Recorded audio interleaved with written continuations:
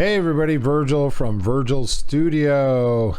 I'm getting excited because I'm going to make a series of videos that's targeted to the new breed of home recording people.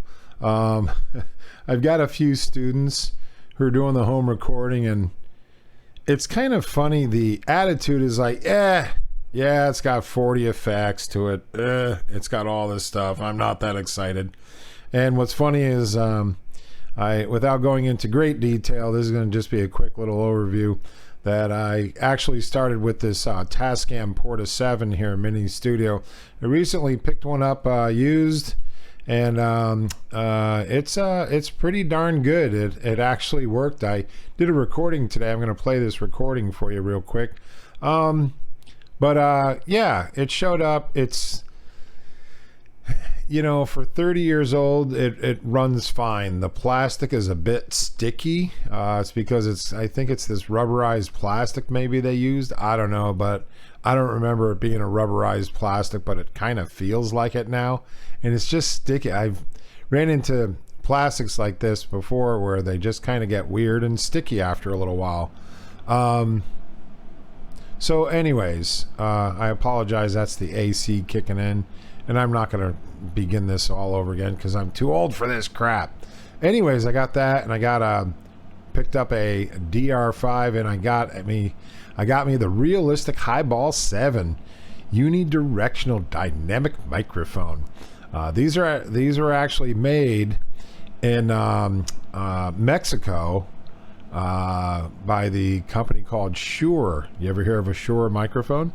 That's right, the makers of the SM57 and SM58. There you go, kids. I got one of those unused that came in.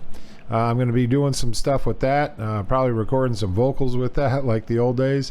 And this is the DR220E, and I whipped some things together today that basically just had all I had was I did the drum machine, you can see right over here, and then I got the Tascam right here. See how that right there? That's what you do. That's what happens when you read directions off the internet, kids. It said use some rubbing alcohol, and that'll get it from being less sticky. So I rubbed it with rubbing alcohol, and it took off the finish like so. So don't use rubbing alcohol. They also recommended baking soda. Baking soda doesn't work either. It's still sticky, and I just did a little test area on the other side, just a tiny one, and it doesn't work. I'm just going to leave it as is. I don't really give a crap that it's slightly sticky. Sounds like me. So anyways, yeah, I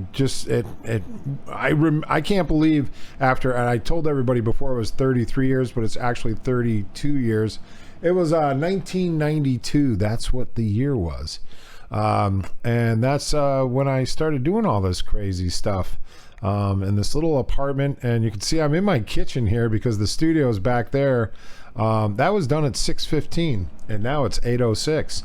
But I just recorded a quick little track just to see if I could get all the tracks working, and they all seem to work fine. As a matter of fact, for some reason, the sound on here just ends up being way better now than I've got these old recordings that I transferred over to digital many years ago, and they just sound like crap compared to this. So it came out pretty decent. And I just wanted to do a quick little test track. I think it's maybe about a minute or so long, and just it was like first take stuff. Okay, let's take the drum machine, hit record, let's throw on a bass, hit record, and let's grab a Virgil guitar. So I grabbed a Virgil guitar, and I had that running through OCD pedal because I had some distortion pedal. I have no idea what distortion pedal I had back in the day, but that's what I had. So, and I just did basically 4 tracks. I did a stereo drum track, which wasn't really stereo, but that's another story.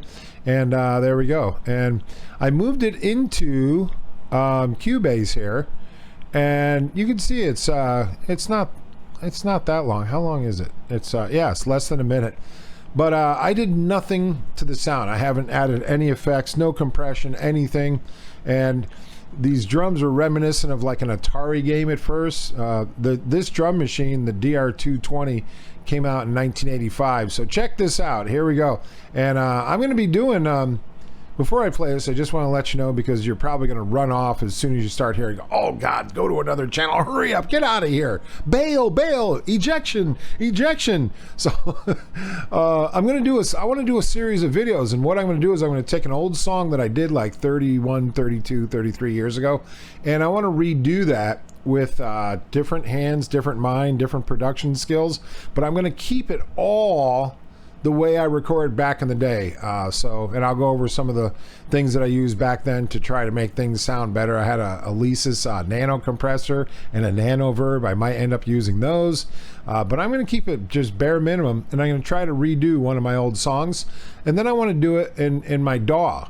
I want to redo it with all the modern technology and hear what we could do that'll sound different. So this is I just brought this in from the analog tape into my DAW here, and this is the stereo tracks that fed out from there.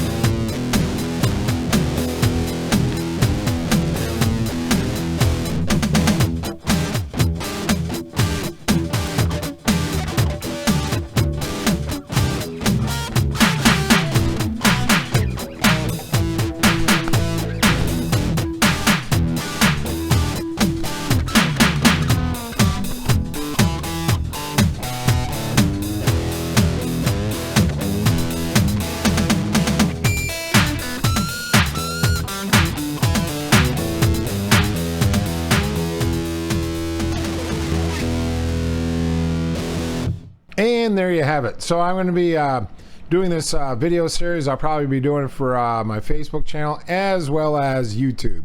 So and if you're watching this on YouTube, please subscribe so you get to watch this whole series.